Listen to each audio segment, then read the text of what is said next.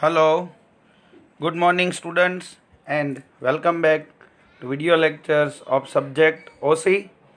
I am Vaibhav Shah and today we are going to discuss about the principles of management by Henry Fayol, and this will be our 7th lecture of this particular chapter, that is chapter number 2, that is principles of management. In last lecture, we have discussed about the contribution given by Frederick Winslow Taylor on the principles of management, and his contribution is known as the contribution of scientific management, in which initially we have discussed about the main introduction about F.W. Taylor, then his suggestions, then his principles of scientific management, which are 8 in number, and lastly we have discussed about the techniques of scientific management. Today, from this lecture onwards, we are going to start with the point number 2.4, that is principles of management by Henry Fayol. So this will be the second contributor after Frederick Winslow Taylor, who have contributed in the principles of management. Let us start point number 2.4, principles of management by Henry Fayol. Henry Fayol, who presented management principles, was French engineer and industrialist. Dear student, we have to remember all these things regarding the different management gurus, because it will be asked either in 1 marks or in 3 marks regarding the contributors of the principles of management. So first of all, if the question will be asked like who was the Henry Fayol, then we have to answer like Henry Fayol, who presented management principle, was French engineer and industrialist. He presented these principles in his book Industrial and General Management, which was published in 1916. So here it is the chance that we are having 3 answers of MCQ. First one is regarding the Henry Fayol, second one is his book, and third one published on which year. Now, Henry Fayol divided administrative principles of industrial unit in 6 parts for ease and clarification. These 6 parts had been asked for 3 times during last 3 years. Every year we will be having 2 examination. One is main or general examination, and second one is compartment or complementary examination. So in last 3 years, that is in 6th paper, this question has been asked for 3 marks, and it was asked for 3 times.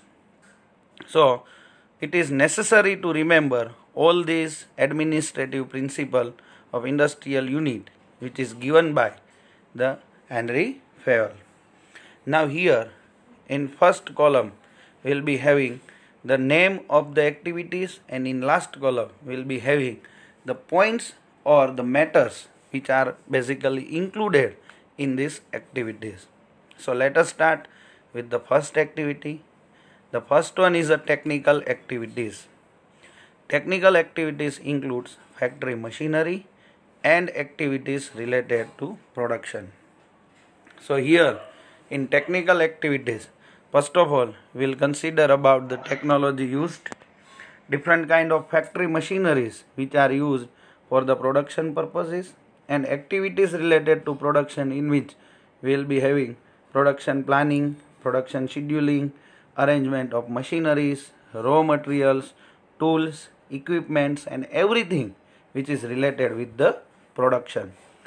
So first one is the technical activities, which includes the factory machineries and activities related to production, while second one is the commercial activities. Commercial activities means the commercialization of the products which we have already produced, and that's why it includes activities like purchasing, sales, exchange of units.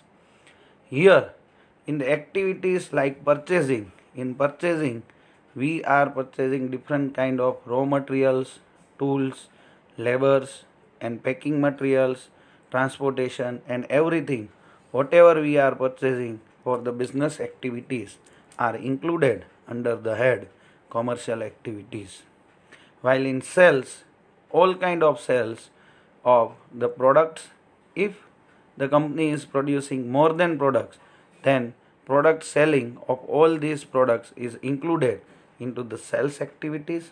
And in third one, exchange of units, it means sometimes the business organizations are exchanging their different units with other companies also, which are not included under the head sales, and that's why they are included in the head as a exchange of units. So in commercial activities, all the activities related to commercialization, that is purchasing, sales and exchange of units, is included in this head. Now third activities are financial activities. It includes procurement of capital, use of capital, fund maintenance, reinvestment, etc. Financial activities is the main crux of the organization, or we can say the finance is the lifeblood of any of the organization. And for these activities, or detail of financial activities will be discussed in chapter number 8, that is financial management, and chapter number 9, that is financial market of this particular subject OC. But here the financial activities includes procurement of capital. In any of the business organization, there are two types of capital exist. First one is a fixed capital, which in which plant, machinery, building, vehicles, etc. are included, and second one is a working capital, which is the working capital that used for day-to-day activities like stock, cash, bank balance, etc. And for these two type of capital, there are different source of procurement exist. It means the procurement of capital, in which first of all we have to calculate the different needs of the business organization according to the time period indulged in it. If the requirement of capital is for long time, or it is for the fixed assets, then the sources like owner's capital and borrowed capital, in which in owner's capital we will be having equity capital and preference capital, while in borrowed capital we will be having bond, debenture, commercial paper and everything. And all these matters will be discussed in chapter number 8 very deeply. So first of all, the financial activities include procurement of capital from different sources, either by the way of owner's capital or by the way of borrowed capital. Second one is a use of capital. Once we procure this capital from the market, the second main thing which is included over here is use of capital. It means we are using in different activities, like we are using in fixed assets or we are using in a working capital requirement. And sometimes it also includes the investment purposes, dividend distribution and everything. Third one is a fund maintenance. In which it is included as the equity share capital and debenture, because equity is the owner's capital while debenture is the borrowed capital. So sometimes it may happens that organization is procuring equity capital and repaying the debentures, and sometimes it may happens that if the limit has been reached for getting the fund by the way of equity, then we will go for the second option, that is debenture. And there will be proper maintenance, which is also known as capital budgeting, which we are going to discuss in chapter number 8 itself. And last one is a reinvestment, the same matter which we have discussed in standard 11 as a plowing back of profit or retained earnings in the subject OC, is also included over here. Reinvestment means we are retaining the profit already earned in the last year into the business activities again. So in financial activities, as it is the lifeblood of business, it includes procurement of capital, means getting the capital from different sources, use of capital for different purposes, fund maintenance in borrowed capital and owner's capital, and last one, reinvestment of profit into the business organization. Now let us move forward. We will be having the safety activities. All these 6 activities, which is divided by Henry Fayol, are administrative principles, and they have differently divided these activities on the basis of their needs. In safety activities, we are having safety of employees, safety of assets, and safety of goods, that is raw materials. So here in safety activities, first of all, we are having the safety of employees. It means all those workers and employees who are working in the organization, and their safety is the responsibility of a particular business unit. If the workers are getting hurt, or they may injured, or sometimes die due to different accidents in the organization, then it will be the responsibility of business organization to pay them proper remuneration. As we have so many cases in India, like Bhopal gas disaster and some other cases in which the employees are dies due to the different kind of accidents in the business organization, and it was the compulsion from the Supreme Court to repay or to compensate the employees for their for this kind of accidents. So first of all, in safety of employees, majority business units are taking the insurance of the employees from their own funds, and by this way they make sure that the safety of employees will be maintained. And while they are working in a organization, the business organization is trying to provide them conducive environment where proper sanitary and lightings and proper air facility is there. Second one is the safety of assets.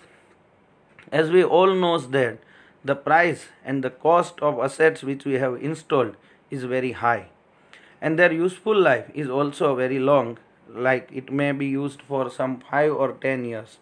So if we cannot maintain them properly, or if we are not taking care about their safety, it may happen that there should be some kind of wear and tear in the organization which harms the assets of the business entity. And that's why for the safety of assets, proper maintenance is there, and after the time interval, that is every week or every fortnightly, they are making some kind of repairing and maintenance activities on the assets, so that assets can be used for a long period of time. Third one is the safety of goods.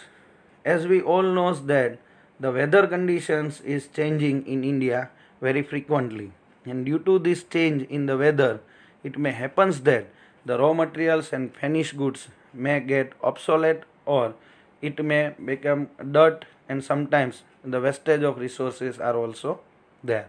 So proper maintenance of goods and properly maintaining the warehouses and raw materials is the must requirement of business organization, and that's why all these 3 main points, that is the safety of employees, safety of assets, and safety of goods, is included under the head safety activities.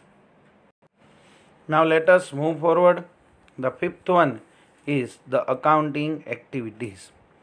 Accounting activities includes financial statements and procuring necessary statistical analysis. First of all, account is the same accounting practices which we have studied in standard 11th and 12th. For any of the organization, it is compulsory to record and to submit the financial statements after every time interval, that is either quarterly or half yearly or yearly, to the concerned authorities, that is to the registrar of companies, and if in the case of listed company submitting to the Securities and Exchange Board of India. So, in accounting activities, it includes financial statements. Financial statement means balance sheet, and if different financial accounts are there, then we will be having profit and loss account, trading account, and other accounts also. So, it is compulsory for any of the business organization to record and maintain the financial statements after every time interval and procuring necessary statistical analysis. Every time when we are finding or when we are preparing the financial statement, we are getting some kind of ratio analysis and different distribution of different activities and dividend distribution and everything from these financial statements. And sometimes we are finding the different kind of activities, and we are finding findings from the financial statements which we are using for the further years planning. So, in accounting activities, first of all, it includes financial statements like profit and loss account, trading account, and balance sheet, etc. And procuring necessary statistical analysis means from this particular financial statement, there should be different ratio analysis and costings and different kind of overhead costing and marginal costing and everything from this particular financial statement. Dear student, remember one thing over here is that the financial activities and accounting activities are different for any of the business organization, because basically the financial activities is related with the capital and their usage, that is procurement of capital, use of capital, and everything which is coming under the head of financial activities, and it can be done either in the starting of the business organization or while expansion and modernization of business activities. While accounting activities and accounting practices are regularly done after some time interval, that is after every quarter or half yearly or yearly. So it includes financial statement preparation and necessary statistical analysis, and that's why both of these activities is different. As different accounting standards are applied to accounting practices and accounting activities, we have to submit all these necessary records and financial statements not only to the registrar of companies and SEBI, but every year we have to submit it to the shareholders who are the real owners of the company. And after finding out all the necessary ratios and profits, that is distributable profit, we are able to distribute some kind of dividend, or we may able to retain the profit in the business organization. Again, that's why the accounting activities is the main activity of any of the business organization. Sixth and last but not least is the management activities. Here in management activities, it includes planning, which is our chapter number 3rd, organization, which is our chapter number 4th, direction is chapter number 5th, coordination is the part of direction, and controlling is the chapter number 7. So we will discuss all these points in very detail, but here let us take the glimpse of all these functions. Planning means to plan the future in present. It means here we are making all kind of provisions, or we are deciding who will do, when it is to be done, how it is to be done, after how much time it will be completed, and everything is included in the planning. While in organizing or organization, we are preparing a chart or we are making a plan for different activities according to their functions. And here we are deciding different functional areas and allocating different officers and different activities and subcategories under the head organization. In direction, we are having 4 elements, that is supervision, motivation, leadership, and communication. It will be discussed in chapter number 4 in very detailed manner. And coordination and cooperation is the part of any of the business activities where 2 or more people are working together. While controlling is a parallel activities which run with all these different kind of activities, that is planning, organization, direction and coordination. So here we have completed this administrative principle of industrial units, which is divided by the Henry Fayol into 6 different parts. First one is the technical activities, second one is the commercial activities, third one is the financial activities, fourth one is the safety activities, fifth one is the accounting activities, and sixth one is the management activities. You have to remember all these activities with their concerned areas also. It means you have to remember both of these particular column and all the rows which are given over here, and it will be asked for at least 3 marks in your examinations. Now let us move forward to page number 24, in which first of all we will be having the introduction of this particular contribution of Mr. Henry Fayol in the business activities. The principles developed by Henry Fayol were totally new. The contribution of F.W. Taylor and Henry Fayol, both of this contribution is during the neoclassical theory time. Both of these contributors belongs to the neoclassical theory or they are from the classical thoughts. So the contribution of Henry Fayol and the contribution of F.W. Taylor is from the classical time, and their thoughts are emerged as a new thoughts during the time period of classical thought. He believed that, it means Henry Fayol believed that to become successful manager in any industrial unit, only knowledge is not essential, but it requires to be aware with suitable functioning method of respective industrial units format.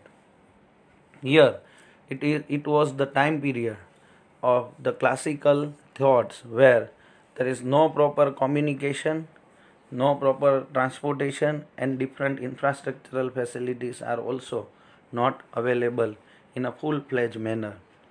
During that time, Henry Fayol believed that to become successful manager in any industrial unit means in any of the industry, whether it is cement industry or FMCG industry or any of the durable or non-durable industry, only knowledge is not essential. This is also true in today's sense, because today all those students who are just having bookish knowledge will not succeed in their routine life, or if they have to face the different challenges in routine life, they are not able to face this challenge because only bookish knowledge is not enough. Same way, in any of the industrial unit, only knowledge of the different industries or their working pattern is not enough, or it is not essential, but it requires to be aware with suitable functioning method of respective industrial units format. And for our students, it is required to be aware with the suitable functioning method of different functions and different situations. If we are in a school, then we should know about how to maintain a relationship with our colleagues, peers and superiors, because it is very necessary when you are working in a management or commerce field. Same way in a business unit, when you are functioning in different industries, and the different industrial units format is also different, because in any of the organization the work culture and the working pattern is not same. And considering this fact, only knowledge of this particular functioning is not essential, but it requires to be aware with suitable method of respective industrial units format. It means in any of the industry where you are working, you should know everything about that industrial units format. Henry Fayol, based on his experience as he was the manager and industrialist, and knowledge, Henry Fayol, based on his experience and knowledge, presented 14 important principles of management which have proved very useful in management. In his book, he has given in detail of all these 14 principles, and these 14 principles are known as the general principles, given by Henry Fayol. It was developed through his experience and knowledge by the Henry Fayol during his working life. First of all, let us have the list of these management principles of Henry Fayol. It may happen that sometime in examination they are asked like give the names of only these 14 principles. It will also consist of 3 marks, and sometimes they may ask any one or two principles amongst these 14 principles, and the weightage is same, that is 3 marks. So first of all, for students it is compulsory to remember all these 14 principles, and after that we are going to discuss some of the main principles and you have to remember that. In routine manner I will discuss all these 14 principles in deep, but after I will tell you some of the main principles based on the past paper experience which will be important for your next examination purpose. So different 14 principles managed or developed by the Henry Fayol are as under. First one is a division of work, where the work is divided among the employees on the basis of specialization. Here you have to remember one thing, that the principles of Henry Fayol is based on different skills, and he has distributed all the works on the basis of the skill, and that's why his first principle is division of work. Second one is authority and responsibility, where he is in a favor that the authority and responsibility should be divided amongst the employees so that they can work very easily and will be able to getting a higher productivity from them. Third one is a discipline. Discipline is a must in any of the business organization or in any of the discipline, whether it is a social, religious or it is a industrial. We should maintain our discipline. Fourth one is a unity of command. It means there is only one person who is able to give orders and instruction. That's called unity of command. Fifth one is the unity of direction. It means there is only one person or one superior who is liable to direct all the employees, and if there is more than one superior is there, then the employees will be in a confusion and they are not able to get the direction from different persons. Sixth one is the subordination of individual interest to the general interest. In any of the business organization there are two class of people. First one is the owners and second one is the employees. So individual interest of the employees is to get more wages, while the general interest of the organization is to get higher productivity. So subordination means coincide both these individual interest and general interest, so that we will be able to get the higher productivity and employees are able to get the higher wage from their work. Seventh one is a remuneration of personnel, that is return of the work given to the employees.